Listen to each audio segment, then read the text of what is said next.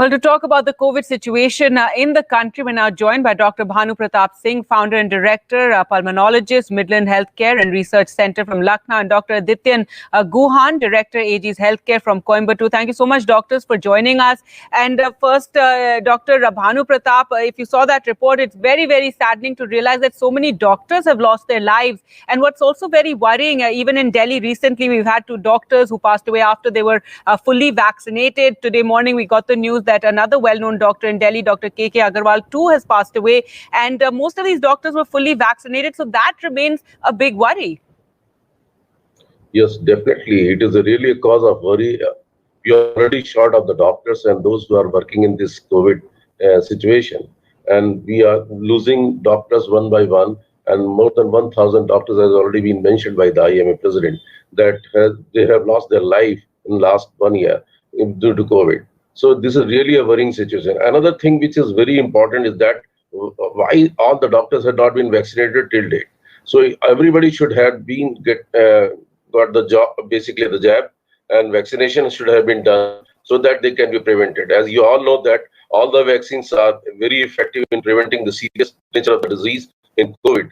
So everybody should have been vaccinated. I think right, sir, that is another thing is that proper passed away did receive both the vaccine jab. So that is also worrying given, these are breakthrough cases. And is it because they're exposed to so much infection and the viral load is just too high?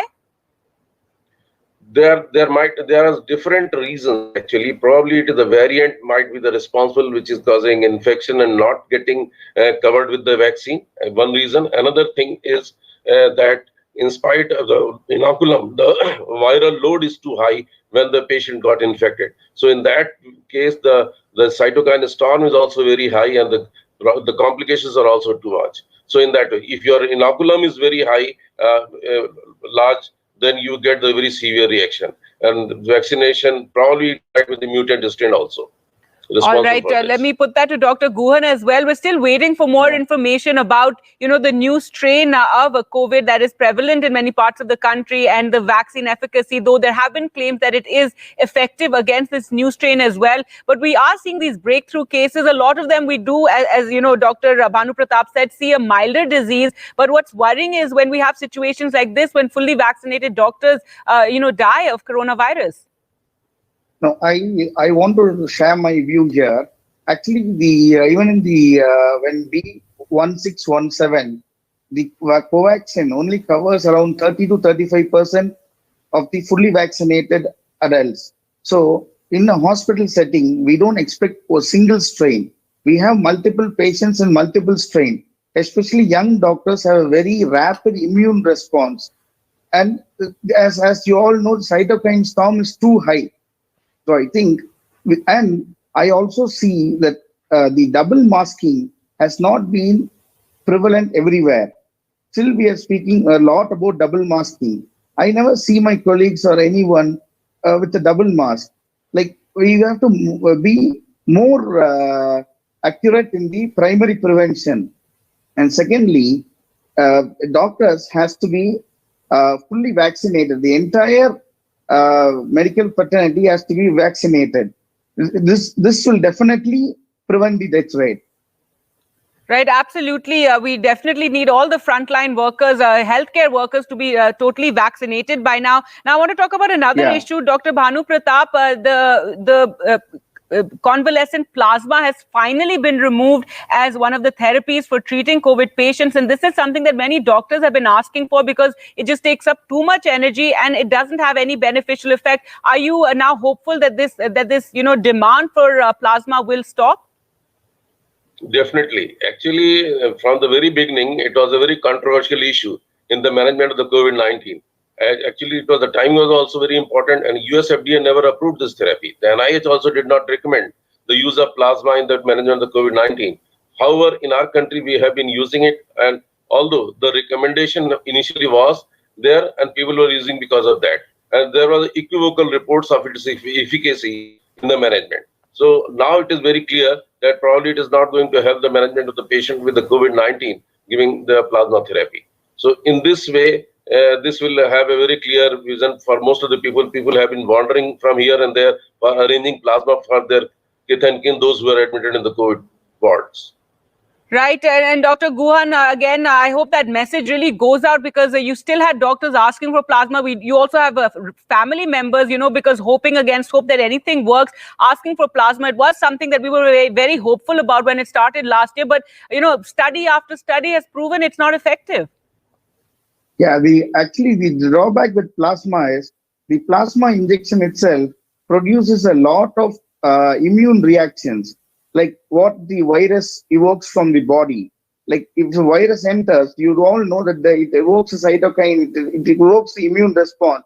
Same way, when the plasma is given, there's a lot of antibodies being generated, and the plasma, it's like a blood donation. So it has a lot of implications and a lot of cytokines produced from the plasma itself. So it has been proved it is very ineffective.